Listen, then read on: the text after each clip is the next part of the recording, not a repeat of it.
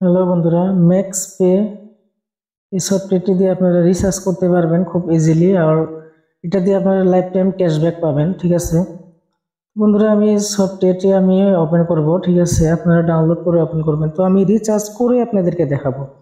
তো প্রিপেডে ক্লিক করবেন, prepaid mobile recharge করার জন্য।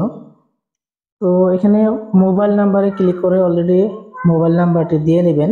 ঠিক আছে, তারপর মোবাইল নাম্বারটি দেওয়া হলে আপনারা